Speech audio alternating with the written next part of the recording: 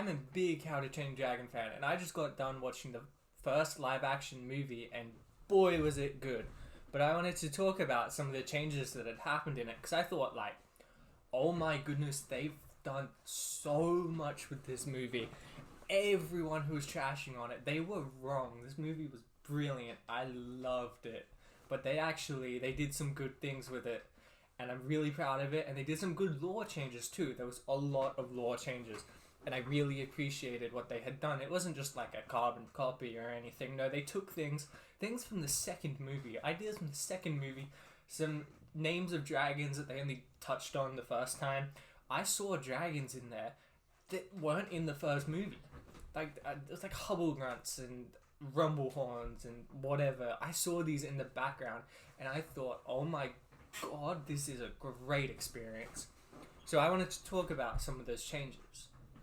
So to start with, I mean, like, the biggest thing right from the beginning is that some of these ideas are like where the Vikings come from. It's different. In the original movie and the franchise, to begin with, the animated franchise, they had been there for like 300, 400 years or something. In Race to the Edge, there's an episode where they celebrate 400 years. But it wasn't the same here. They had a book of dragons. They had everything.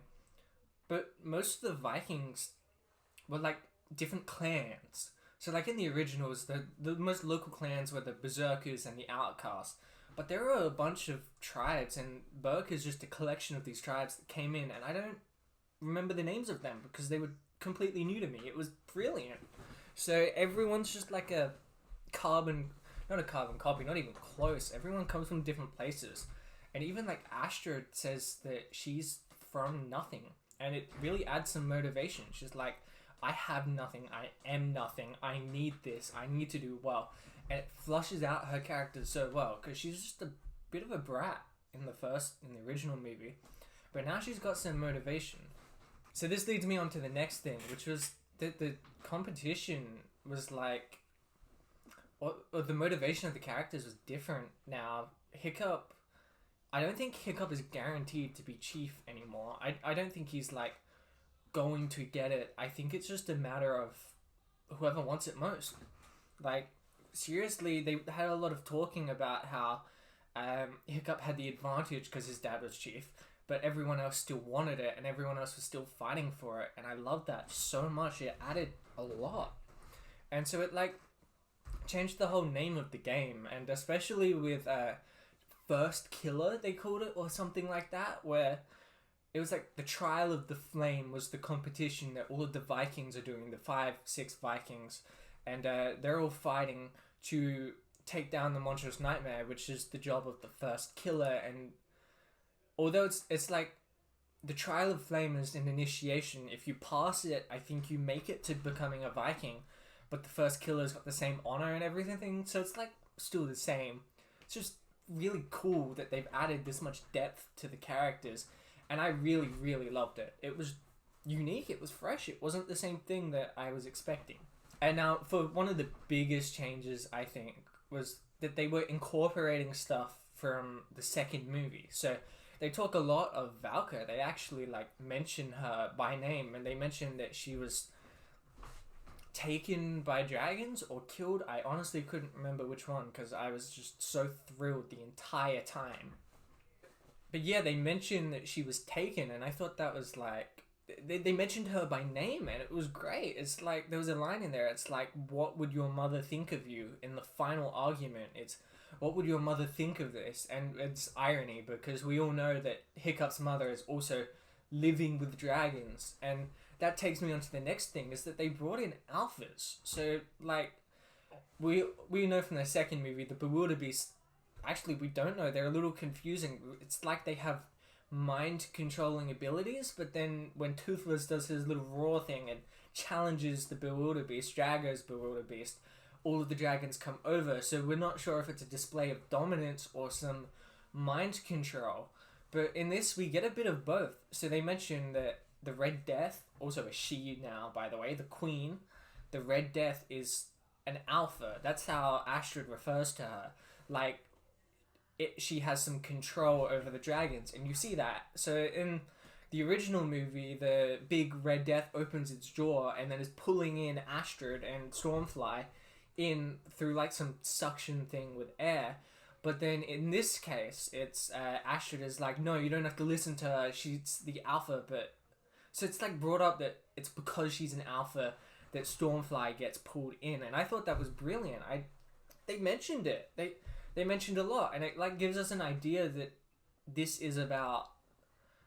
It's a bit of dominance and a bit of mind control, which really like interests me now because we know nothing about the Bewilderbeast. There's one on Vanaheim Island. There's a dragon egg of a Bewilderbeast. There's 2 Bewilderbeasts, but they're the only ones that are referred to as alphas until Toothless comes along. So, what is an alpha?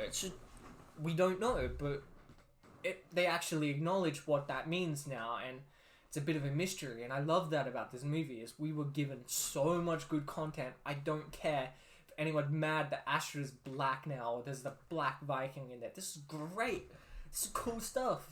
And it's not like, oh, it doesn't make sense canonically, because it does, because there were Vikings brought in from all over the world to fight, and it's like, this is their last stand to fight against the Dragon's Nest, and I thought that was great. This was like a 10 out of 10 movie. I love this more than anything else I have ever seen in my entire life. I would absolutely recommend that you see this movie. This was the best thing I had ever seen, ever. Some of the Easter eggs, I'll say, were gone. Like, there's no, the thing from Back to the Future, the little triangle thing, that's not on Hiccup's wall. And the walrus from Madagascar isn't in the Monstrous Nightmares grips or something like that. But I mean, most of it was kept the same. There was also some dialogue change in there as well. Like, we didn't get any da-da-da, we're dead. It was more of just a, oh, we're dead now. After the tumble, he like extends his wings, goes through everything, does a little spin. It's amazing. After it, I felt a little cheaped out because Hiccup, he goes, yeah! And it's like the best thing ever. And then Toothless doesn't fire the blast.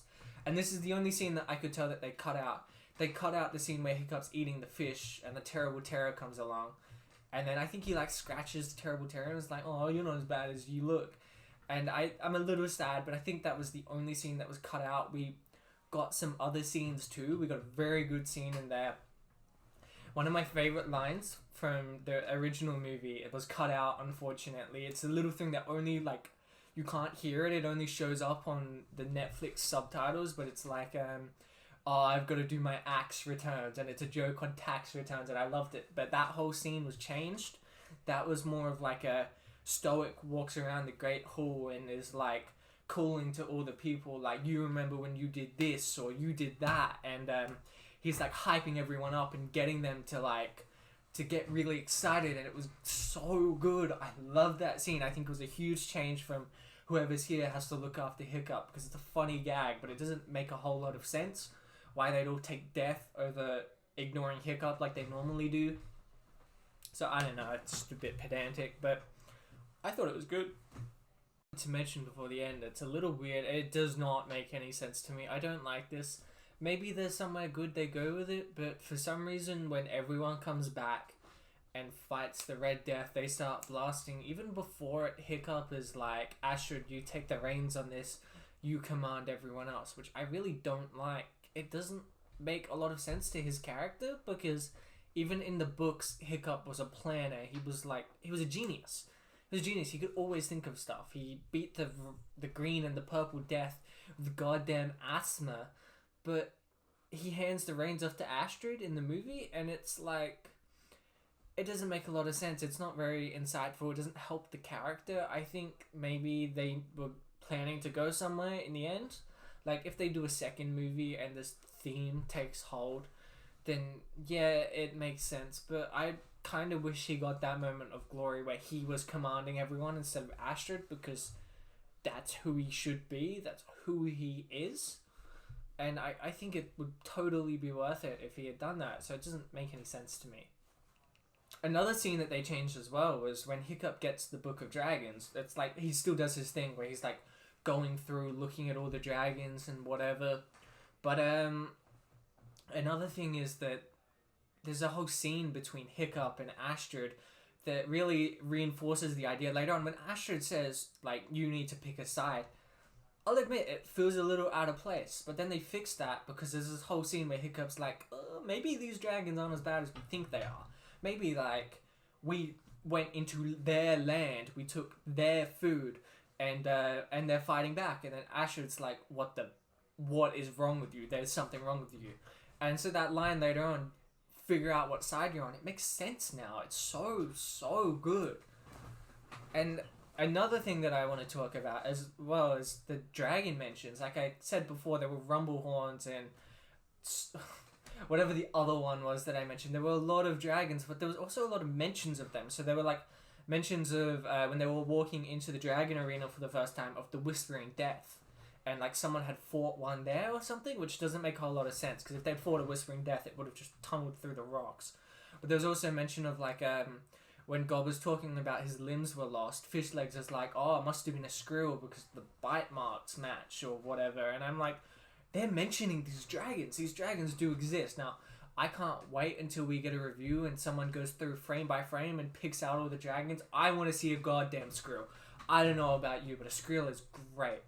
And they do mention the classes. I saw all the classes. There's like all the same ones. They don't have Tracker, but Tracker wasn't developed until after. So I'm curious to see how they deal with that. If there was supposedly a Rumblehorn like I saw, I could have just been seeing nothing. But the Dragon classification was still there. Everything was there. It was great. It was a good movie.